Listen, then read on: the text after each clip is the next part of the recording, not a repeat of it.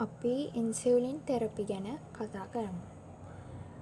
Insulin තෙරපි එක use කරන්නේ කොයි වගේ අවස්ථාවලදී බැලුවොත් එහෙම ඩයබටිස් මෙලයිටස් වලට ට්‍රීට්මන්ට් එකක් විදිහට යූස් කරනවා. ටයිප් 1 ඩයබටිස් මෙලයිටස් ගත්තොත් එහෙම අනිවාර්යයෙන්ම ඉන්සියුලින් තෙරපි එක කරන්න ඕනේ. මොකද එයාලගේ ප්‍රශ්න තියෙන්නේ ඉන්සියුලින් සෙක්‍රීෂන් එක බොහොම අඩුයි නැත්නම් 0 වෙන එකනේ. ඒත් එක්කම ටයිප් 2 ඩයබටිස් මෙලයිටස් ගත්තොත් එහෙම කාලයත් එක්ක යාගේ ඉන්සියුලින් රෙසිස්ටන්ස් එක වැඩි වෙනවත් එක්කම පැන්ක්‍රියස් එක එක්සෝස්ට් වෙලා ඉන්සියුලින් සෙක්‍රීට් කරන්නේ යාලගේ ඉන්සියුලින් සෙක්‍රීෂන් අඩු වෙනවා. ඒ නිසා යාලටත් ඉන්සියුලින් තෙරපි දෙන්න වෙනවා කාලයත් එක්ක. ඒත් එක්කම අනිත් ඩයබටිස් මෙලයිටස් වර්ග ගෙස්ටේෂනල් ඩයබටිස් මෙලයිටස් ඔය වගේ තත්ත්වවලදීත් ඉන්සියුලින් තෙරපි යූස් කරන්න වෙන අවස්ථාවල් තියෙනවා. ඩයබටිස් මෙලයිටස් වලට එහාට ගිහින් බලුවොත් එහෙම අපි දන්නවා ඉන්සියුලින් වල ඇක්ෂන් එකක් තමයි සෝඩියම් පොටෑසියම් ATPase පම්ප් එකේ ඇක්ටිවිටි එක වැඩි කරලා සෙල්ස් ඇතුළට පොටෑසියම් යවන එක. එතකොට හයිපර්කැලීමික් අවස්ථාවකදී ඉන්සියුලින් තෙරපි එක යූස් කරනවා සෙල්ස් ඇතුළට පොටෑසියම් යවලා එක්ස්ට්‍රාසෙලියුලර් ෆ්ලුයිඩ් එකේ තියෙන පොටෑසියම් අඩු කරන්න. මේ අවස්ථාවේදී ඉන්සියුලින් එක ඩෙස්ට්‍රෝස් අපි දෙනවා. ඒත් එක්කම ඩයබටිස් මෙලයිටස් වල ට්‍රීට්මන්ට් එකක් විදිහට ඉන්සියුලින් තෙරපි ගැන කතා කරොත් එහෙම ඕරල් හයිපෝග්ලයිසෙමික් ඒජන්ට්ස්ලාට සාපේක්ෂව ඉන්සියුලින් වල HbA1c අඩු කිරීමේ හැකියාව ගොඩක් වැඩි කියලා හොයාගෙන තියෙනවා. අපි දන්නවා HbA1c වලින් මොකද කරන්නේ? මාස 3ක වගේ කාලික ග්ලයිසෙමික් කන්ට්‍රෝල් එක බලන එක තමයි කරන්නේ. ඉන්සියුලින් වලින් ඕරල් හයිපෝග්ලයිසෙමික් ඒජන්ට්ස් වලටත් වඩා හොඳ ග්ලයිසෙමික් කන්ට්‍රෝල් එකක් තියෙනවා. අපි ඊට පස්සේ බලමු ඉන්සියුලින් වල ඇක්ෂන් මොනවද කියලා. ඉන්සියුලින් වැඩ කරන්නේ මේන්ලි ඇඩිපෝස් ටිෂු එකේ මසල්ස් වල and liver එකේනේ. එතකොට ඒ සෙල් එකක් බලුවොත් එහෙනම් අපි ඉන්සියුලින් රිසෙප්ටර් එකක් ඉන්සියුලින් රිසෙප්ටර්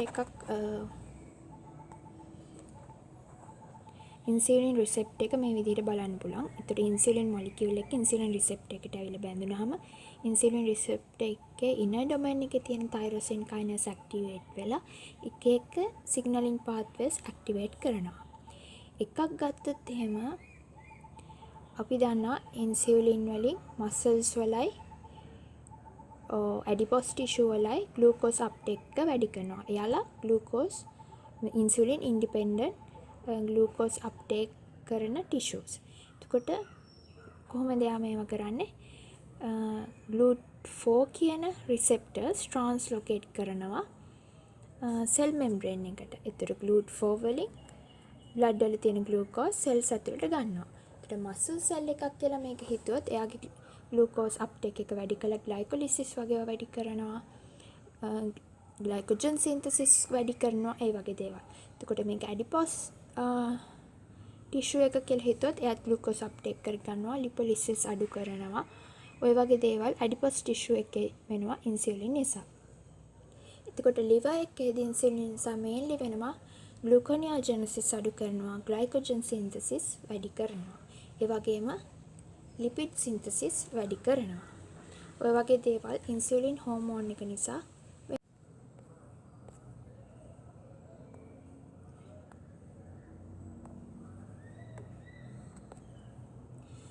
human insulin molecule එක ගත්තොත් එහෙම එයාගේ mainly amino acid chains දෙකක් තියෙනවා. එක chain එකක් amino chain A අනිත් chain එක chain B. chain A amino acid එකේ amino acids 21ක් තියෙනවා. chain B amino acid chain එකේ amino acids 30ක් තියෙනවා. එතකොට මේ එක එක amino acids මේ amino acid chains දෙක එකිනෙකට disulfide bonds වලින් බැඳිලා තමයි තියෙන්නේ.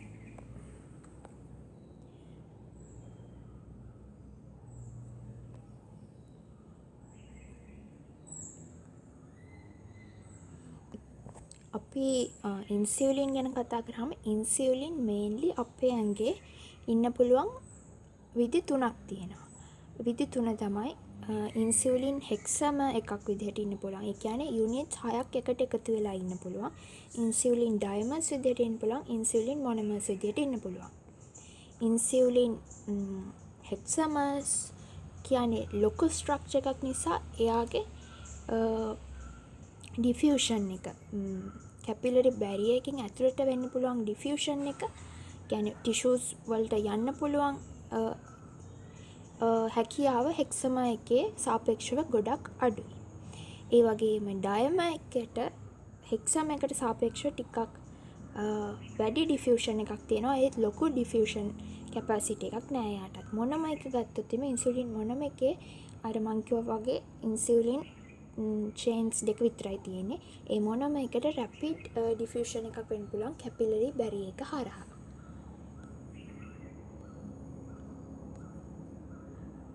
අපි දැන් කතා කරන්න යන්නේ ඉන්සියුලින් තෙරපි එකේදී යූස් කරන්න පුළුවන් ඉන්සියුලින් එක ෆෝමියුලේෂන්ස් ගැන. මේන්ලි ගත්තාම මේවා කැටගරීස් 3කට බෙදන්න පුළුවන්.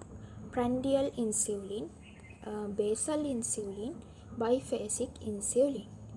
ප්‍රැන්ඩියල් ඉන්සියුලින්, බේසල් ඉන්සියුලින්, බයිෆේසික් ඉන්සියුලින්.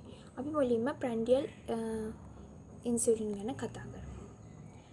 ප්‍රැන්ඩියල් ඉන්සියුලින් ගත්තොත් එහෙම ප්‍රැන්ඩියල් ඉන්සියුලින් මේන්ලි කොටස් දෙකකට බෙදෙනවා. ප්‍රැන්ඩියල් ඉන්සියුලින් ප්‍රැන්ඩියල් කියන්නේ කෑමට පස්සේ වගේ නේද? මේව ගොඩක් යූස් කරන්නේ මීල් එකක් නිසා වැඩි වෙන ග්ලූකෝස් ප්‍රමාණය අඩු කරන්න වගේ ඉන්සියුලින් එකක් විදිහට තමයි මේවා යූස් කරන්නේ. ඒකට රැපිඩ් ඇක්ටින්, ෂෝට් ඇක්ටින් කියලා කොටස් දෙකකට බෙදන්න පුළුවන්. මුලින්ම අපි රැපිඩ් ඇක්ටින් ඇනලොග්ස් ගැන කතා කරලා මම ඊට කලින් පොඩ්ඩක් කියන්නම් ඉන්සියුලින් යූස් කරන්න පටන් ගද්දි මුලින්ම යූස් කරලා තියෙන්නේ කවුලගෙන් පිග්ලගෙන්. බෝවයින් නම් පෝකයින් ඉන්සියුලින් එයාලගේ වරගෙන තමයි යූස් කරලා තියෙන්නේ. ඒතර මිනිස්සුන්ට මේ ඉන්සියුලින් යූස් කරද්දී එයා ෆොරින් එකක් නේ, නිසා එයාට ඇන්ටිජෙනික් ඉෆෙක්ට් එකක් ඇවිල්ලා ගොඩක් ඇලර්ජික් රියැක්ෂන්ස් වගේ ඇති වෙලා තියෙනවා. ඒ නිසා පස්සේ කාලෙක හියුමන් ඉන්සියුලින් වලට සමානව සින්තසිස් කරලා තියෙනවා ඇනලොග්ස්. පස්සේ කාලේ බයෝ ටෙක්නොලොජි එක දියුණු වෙනත් එක්කම DNA ටෙක්නොලොජි එක යූස් කරලා ඉන්සියුලින් සින්තසිස් කරගන්නවා. මේ නිසා දැන් යූස් කරන ඉන්සියුලින් වල ගොඩක් වෙලාවට ඇලර්ජික් රියැක්ෂන්ස් එහෙම එන්න තියෙන chance එක ගොඩක්ම අඩුයි. Rapid acting analogues mainly insulin aspart, insulin lispro ගැන තමයි අපි කතා කරන්නේ. ඉන්සියුලින් ඇස්පාර්ට් වල ස්ට්‍රක්චර් එක ගැන කතා කරමු. ඉන්සියුලින් ඇස්පාර්ට් ගත්තම අපි දන්නා normal human ඉන්සියුලින් එකේ B chain එක තියෙනවා, A chain එක තියෙනවා. B chain එකේ 28 වෙන තැන තියෙන ඇමයිනෝ ඇසිඩ් එක normal එක ප්‍රෝලීන්. ප්‍රෝලීන් වෙනුවට ඇස්පාර්ටේට් එකතු කරලා තමයි ඉන්සියුලින් ඇස්පාර්ට් හදාගෙන තියෙන්නේ. එතකොට ඉන්සියුලින් ලිස්ප්‍රෝ හදාගෙන තියෙන්නේ normal මම ඇස්පාර්ට් ගැන කතා කරද්දි කිව්වා 28 වෙනි තැන තිබ්බේ ප්‍රෝලීන් කියලා.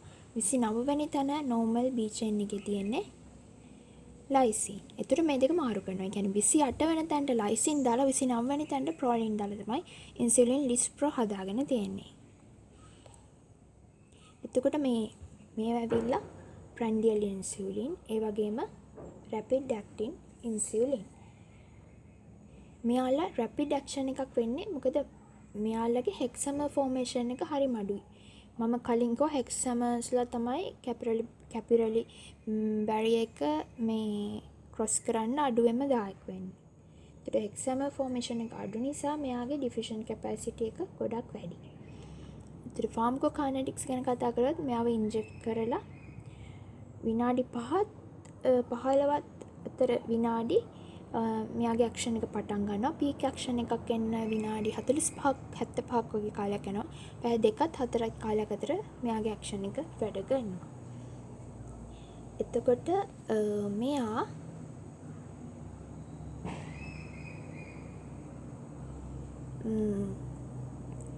මීල් එකකට විනාඩි 15කට වගේ කලින් ඉන්ජෙක්ට් කරන්න ඕනේ. අපි බැලුවොත් එහෙම මෙයාගේ ටයිම් ඇක්ෂන් පැටර්න් එක මෙතනදී අපිට මේ කළු පාට ඉරෙන් පෙන්වන්නේ normal insulin secretion එක. කහ පාටකින් තමයි පෙන්වන්නේ rapid acting insulin analog එක. normal insulin වගේම action එකක් තියෙනවා rapid acting analog වලට අපිට බලා ගන්න පුළුවන්. ඒ නිසා අපි දන්නා අර incretins වගේ ඒවා නිසා කෑමක් ඒක absorb වෙන්නත් කලින් අපේ ඉන්සියුලින් සෙක්‍රීෂන් පටන් ගන්නවා. ඒ නිසා කෑමට විනාඩි 15කට කලින් මේක ඉන්ජෙක්ට් කරන්න ඕනේ. මොකද මෙයාගේ ඇක්ෂන් එක විනාඩි 5ත් 15ත් අතර කාලෙක ඉන්ජෙක්ට් කරාට පස්සේ 5ත් 15ත් අතර කාලෙක තමයි ඇක්ෂන් එක පටන් ගන්නෙ.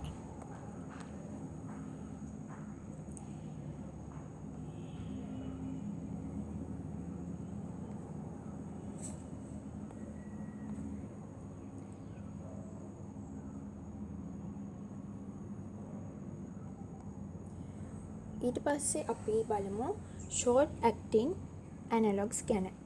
short acting analogs විදිහට regular insulin තමයි use කරන්නේ. regular insulin ගත්තොත් regular insulin වල ඉන්ජෙක්ට් කරාට පස්සේ ආගේ ඇක්ෂන් එක පටන් ගන්න පැය භාගයක් වගේ කාලයක් යනවා. පැය 2ත් 4ත් අතර පීක් එකකට එන්න පුළුවන්. ඩියුරේෂන් එක පැය 5ත් 8ක් වගේ අතර කාලයක්.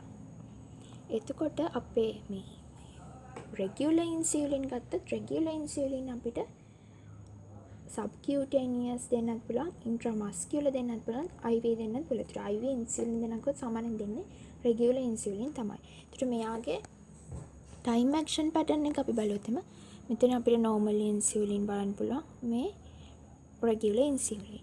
එතකොට rapid acting analogs තරම්ම normal insulin වලට සමාන වෙන්නේ නැහැ. හැබැයි ඊට සාපේක්ෂව චුට්ටක් විතර සමානයි regular insulin. regular insulin insulin වලට zinc add කරලා තියෙන්නේ. එතකොට dissociation එක පොඩ්ඩක් slow down කරලා තමයි තියෙන්නේ regular insulin වලින්. zinc වලින් තමයි ඒ දේ කරන්නේ. ඊට පස්සේ අපි prandial insulin ගැන තමයි මෙච්චර කතා කරේ. prandial insulin අපි short acting ඉන්සියුලින් ගැන කතා කරා, රැපිඩ් ඇක්ටින් ඇනලොග්ස් ගැන කතා කරා. දැන් අපි කතා කරන්න යන්නේ ඊළඟ එක බේසල් ඉන්සියුලින් ගැන. බේසල් ඉන්සියුලින් කොටස් දෙකක් තියෙනවා, ඉන්ටර්මීඩියට් ඇක්ටින් ඇනලොග්ස්, ලොංග් ඇක්ටින් ඇනලොග්ස් කියලා. ඉන්ටර්මීඩියට් ඇක්ටින් ඇනලොග්ස් ගැන මුලින්ම කතා කළෙමු.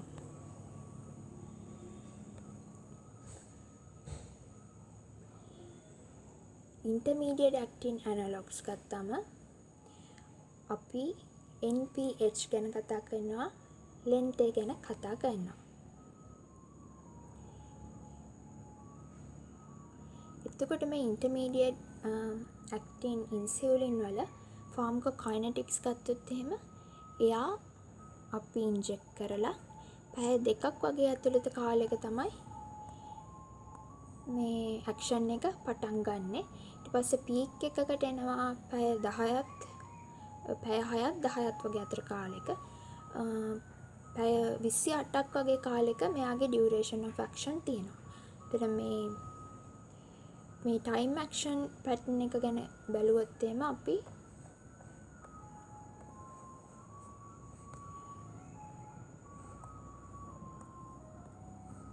time action pattern එක බැලුවොත් normal insulin මේ විදිහට, intermediate acting insulin මේ විදිහට.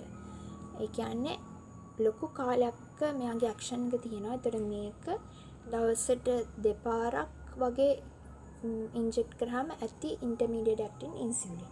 එතකොට ඉන්ටර්මීඩියට් ඇක්ටින් ඉන්සියුලින් වල NPH ගැන කතා කරානේ. NPH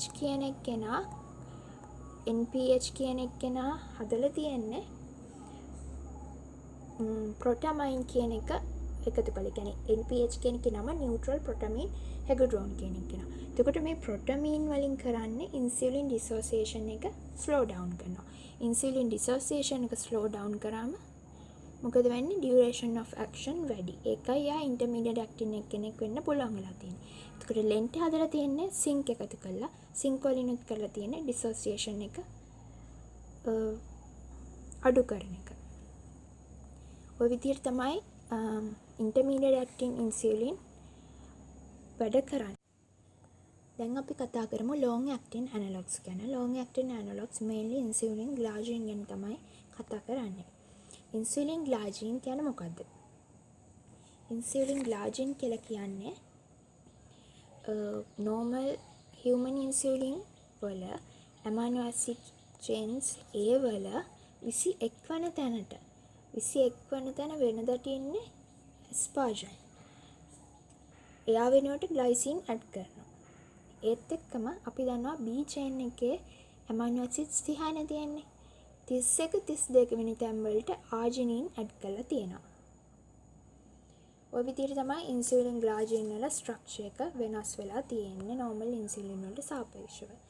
එතකොට මෙයාගේ pharmacokinetics ගැන කතා කරොත් එහෙම inject කරාට පස්සේ action එක පටන් ගන්න පැය 2ක් වගේ කාලයක් යනවා. clear peak එකක් නැහැ. පැය 24ක් වගේ කාලෙක action එක වෙනවා.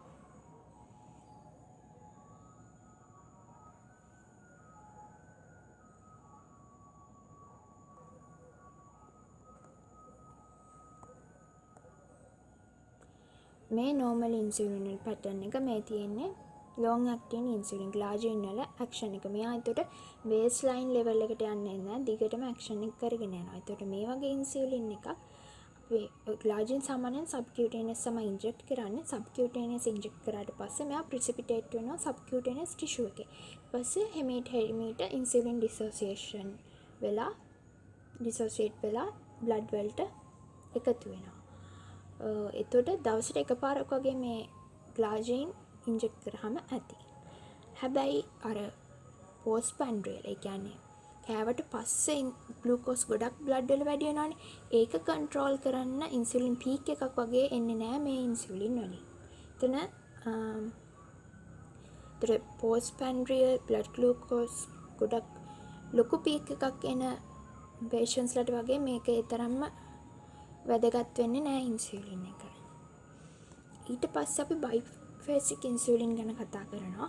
biphasic insulin කියන්නේ regular insulin උයි NPH insulin එක එක අනුපාත වලට mix කරලා හදලා තියෙන insulin වර්ගයක්.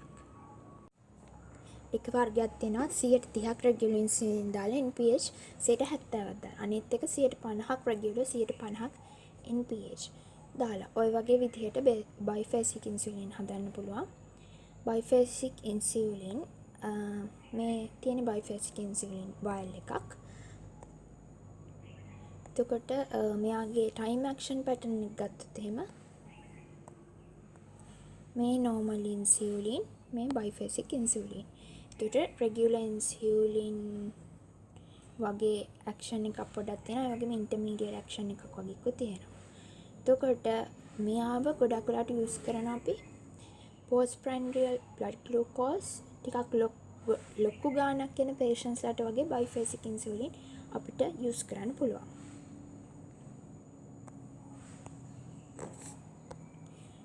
මෙතන ඔක්කොම insulin සංසන්දනාත්මකව අරගෙන තිනවා. මේ ඇවිල්ලා aspart නැත්නම් lispro කියන්නේ rapid acting analog එක. එයාගේ action එක පැය 24ට සාපේක්ෂව rapid action එකක් තියෙනවා. regular එක සාමාන්‍ය somewhat similar to normal insulin. ඒතර NPH ගත්තම NPH intermediate acting එකක්. එතකොට මේ දෙන්නම long acting එකක්. එතකොට glargine ගොඩක් long action එකක් යාගේ තියෙනවා. determine යාගේ සාමාන්‍ය glargine වල සාපේක්ෂව පොඩි long action එකක් තමයි තියෙන්නේ. හැබැයි මේ දෙකම long acting insulin. අනිත් එක තමයි අපි දැනගන්න ඕනේ අපි දැන් insulin inject කරද්දී patients ලාට insulin vials වලට එක color codes දීලා තියෙනවා. ඒතර rapid acting analogs ගැන lispro ගැන කතා කරොත් lispro එකේ vial එකේ color එක dark brown. aspart වල orange. ඒතර apirida කියන එකේ dark purple. ඒතර short acting regular insulin ඇවිල්ලා කහ පාටයි. intermediate acting NPH ඇවිල්ලා green color. long acting analogs විදිහට glargine purple color, detamers dark green. එතකොට බයිෆැසික් ඉන්සුලින් ගත්තොත් එහෙම 30ත් 70ත් අතර බ්‍රවුන් කලර් 50ත් අතර තියෙන බයිෆැසික් ඉන්සුලින් එක ග්‍රේ කලර් 25ත් 75ත් අතර තියෙන ඉන්සුලින් එක ස්කයි බ්ලූ කලර්.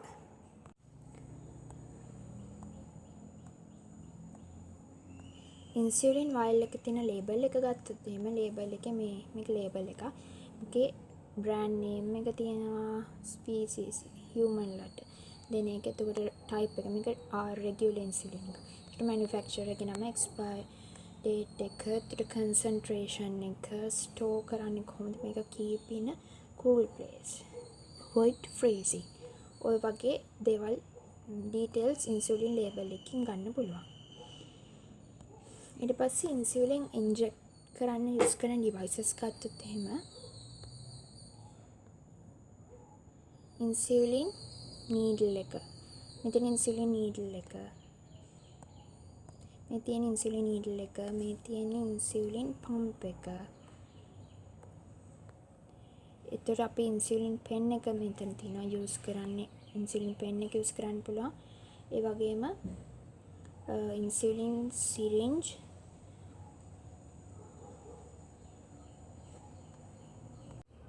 අන්තිමටම තියෙන සිරින්ජ් ඩ්‍රයිවර් එක. මේ තියෙන එක වර්ග ඉන්සුලින් පෙන්ස්.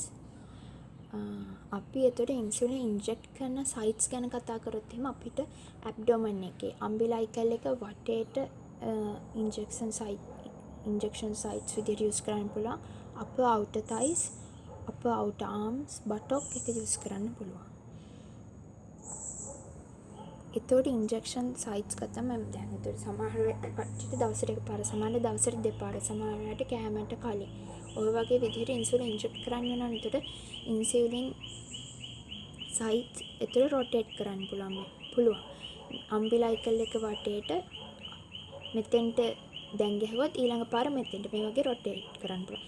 නැත්තම් මේක කොටස් 16කට බෙදලා මේ විදිහට රොටේට් කළා මෙහෙම ඒ විදිහට යන්න පුළුවන්. නැත්තම් එක එක පැටර්න්ස් වලට ඉන්ජෙක්ට් කරන්න පුළුවන් එක එක වාරවලදී. එතකොට ඉන්සුලින් වල ඇඩ්වර්ස් ඉෆෙක්ට්ස් ගැන කතා කරාම ඉන්සුලින් වලින් හයිපෝග්ලයිසිමියා එන්න පුළුවන්. ඒතර ඉන්සුලින් තෙරපි යූස් කරන patient කෙනෙක්ට අනිවාර්යෙන් අපි එඩියුකේට් කරන්න ඕන රෙගියුලර් මීල්ස් ගන්න කියලා. නැත්නම් හයිපෝග්ලයිසිමියා එන්න පුළුවන්. හයිපෝග්ලයිසිමියා ආව තත්වයකදී patient conscious නම් එයාට සිහිය තියනවා නම් එයාට නහරි පැණි රස දෙයක් කන්න බොන්න දෙන්න පුළුවන්. unconscious නම් එයාට IV හරි IM glucagon නැත්නම් IV dextrose වගේ දේවල් දෙන්න පුළුවන්.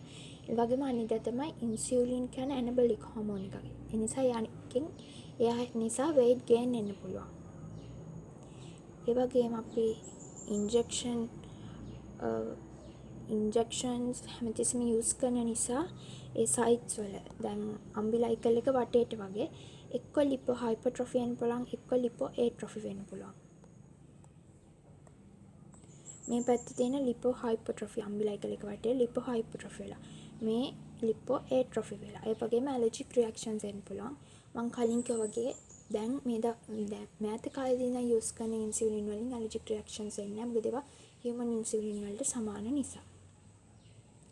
ඒ වගේම ස්ටෝරේජ් ඔෆ් ඉන්සුලින් ගැන පොඩ්ඩක් කතා කරොත් එහෙම අපිට unopened vials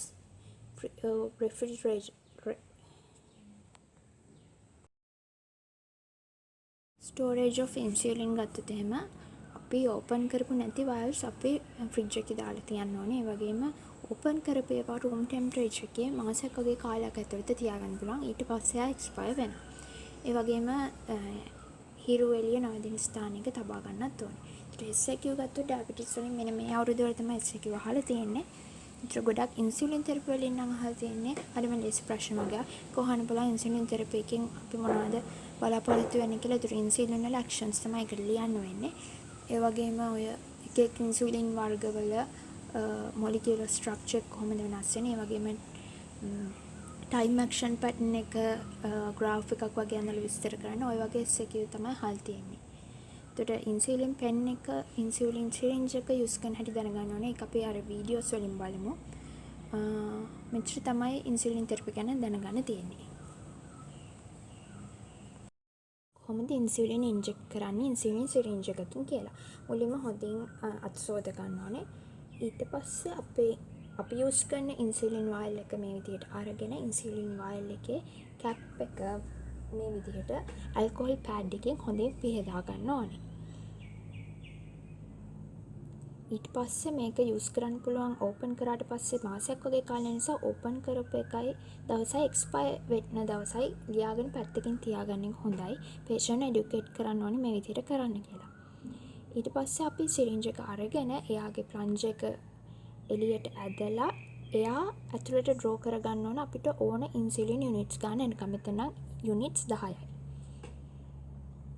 ඊට පස්සේ ෆ්ලැට් සර්ෆස් එක අපේ වයල් එක තියාගෙන නීඩල් එක ඉන්ජෙක්ට් කරගන්නවා වයල් එක ඇතුළට. ඒකලා ප්ලන්ජ් එක ප්‍රෙස් කරලා එයා ඔක්කොම වයල් එක ඇතුළට දාගෙන ඊට පස්සේ මේක ඔක්කොම උඩයටම හරවලා ෆ්‍රී හෑන්ඩ් එකෙන් අපි අදාළ යුනිට්ස් ගන්න නිකන් ඉන්සියුලින් පුරව ගන්නවා. ඊට පස්සේ එයා බබල්ස් තියනවද බලන්න ඕනේ. එයා බබල්ස් තියනවා නම් සිරින්ජ් එක ඇතුළේ මේ විදිහට උඩ ටැප් කරලා එයා බබල්ස් ඔක්කොම එළියට යනකම් මේ විදිහට ටැප් කරන්න ඕනේ. ඊට පස්සේ ආයෙත් වයල් එක ඇතුළේ නීඩල් එක ඉන්සර්ට් කරලා මේ විදිහට ඉන්සියුලින් අදාළ යුනිට් ගන්නට පුරව ගන්න. ඊට පස්සේ අපි ඉන්ජෙක්ෂන් කරන සයිට් එක තෝරගෙන ඒක ඇල්කොහොල් පෑඩ් එකකින් හොඳට පිහදාන්න ඕනේ. ඊට පස්සේ ස්කින් ෆෝල්ඩ් එක ඇඟිලි වලින් අරගෙන ෆෝල්ඩ් එකක් විදිහට මොකද අපි සබ්කියුටේනියස් ටිෂු එකකටනේ ඉන්ජෙක්ට් කරන්නේ. මේ විදිහට 90 ඩිග්‍රී අංශක 90කින් සිරින්ජ් එක තියාගෙන අඩුම තරමේ තප්පර 10ක්වත් සිරින්ජ් එක ප්‍රෙස් කරගෙන මුළු ඉන්සියුලින් ඩෝස් එකම ටිෂු එක ඇතුළට යනකම් සිරින්ජ් එක තියාගෙන ඉන්න ඕනේ. ඊට පස්සේ සිරින්ජ් එක එළියට අර ගන්නවා. නීඩල් එක අපි යූස් කරන එක පාරක් නිසා නීඩල් එක හරි විදියට ඩිස්පෝස් කරලා දානවා. ඔච්චරයි දැනගන්න ඕනේ ඉන්සියුලින් සිරින්ජ් එකකින් ඉන්සියුලින් ඉන්ජෙක්ට් කරන්නේ කොහොමද කියලා. අපි බලමු කොහොමද ඉන්සියුලින් පෙන් එකකින් ඉන්සියුලින් ඉන්ජෙක්ට් කරන්නේ කියලා. මුලින්ම ඉන්සියුලින් පෙන් එක අරගෙන එයාගේ කැප් එක රිමූව් කරගන්නවා. මේ විදිහට තමයි අපිට බලන්න පුළුවන්. මොකද මේක නීඩල් එකක් නෑ මේ වෙලාවේ. මොකද නීඩල් එක හැමතිස්සෙම එකපාරට යූස් කරම අයින් කරන නිසා. මේ විදිහට ඉන්සියුලින් පෙන් එක පොඩ්ඩක් රෝල් කරගන්න ඕනේ. ඊට පස්සේ මේ විදිහට අපේ ඉන්සියුලින් පෙන් එකේ කාට්රිජ් එක ඇතුළේ ඉන්සියුලින් තියෙන නිසා මේක අප් ඇන්ඩ් ඩවුන් 10 පාරක් විතර මේ විදිහට මූව් කරගන්නවා. හැබැයි කිසිම වෙලාවක ෂේක් කරන්න හොඳ නෑ. මොකද එයා බබල්ස් ඇතුළට යන්න පුළුවන් වන නිසා. ඊට පස්සේ අපි කරන්නේ ඉන්සියුලින් පෙන් එකට නීඩල් එක ඉන්සර්ට් කරගන්න එක. මේ විදිහට නීඩල් එක ඉන්සර්ට් කරගන්නවා ඉන්සියුලින් පෙන් එකට.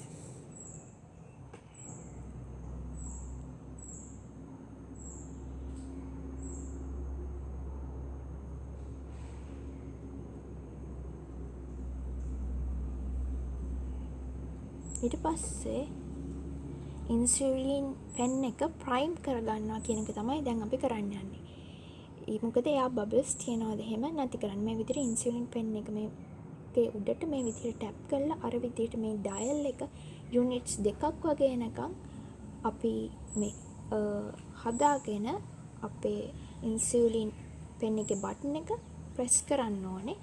මේ විදිහට vertically ඉන්සියුලින් පෙන් එක අල්ලගෙන අර විදිහට ඉන්සියුලින් ඩ්‍රොප් එකක් එළියට ආවොත් ඒ වෙලාවේ කියන්නේ අපේ ඉන්සියුලින් පෙන් එක ඇතුලේ එයා බබල්ස් නැහැ. ඒතර හරියට මේක උන්නේ නැත්තම් මේ ස්ටෙප් එකම ආයෙ රිපීට් කරනවා. ඊට පස්සේ අපි ඉන්සියුලින් ඉන්ජෙක්ට් කරගන්න යන්නේ අදාළ ඩෝස් එක අර විදිහට ඩයල් කරගෙන ස්කින් ෆෝල්ඩ් එක අරගෙන ඇඟිලි වලින් ෆෝල්ඩ් එකක් විදිහට හදාගෙන අංශක 90කින් ඉන්සියුලින් පෙන් එක තියලා බටන් එක ප්‍රෙස් කරලා අඩුම තරමේ තප්පර 10ක්වත් ඉන්සියුලින් ඩෝස් එක ඇතුළට යනකම් තියාගෙන පෙන් එක අයින් කරන්න ඕනේ. ඊට පස්සේ අපි යූස් කළ ඉවර නිසා ඉන්සියුලින් පෙන් එකේ නීඩල් එක අනිවාර්යයෙන්ම ගලවලා අයින් කරනවා. මොකද එකපාරයි නීඩල් එක යූස් කරන්නේ. පස්සේ නීඩල් එක හරි විදියට ඩිස්පෝස් කරලා ඉන්සියුලින් පෙන් එකේ කැප් එක වහලා පැත්තකින් තියනවා. ඔය විදිහට තමයි ඉන්සියුලින් පෙන් එකකින් ඉන්සියුලින් ඉන්ජෙක්ට් කරන්නේ.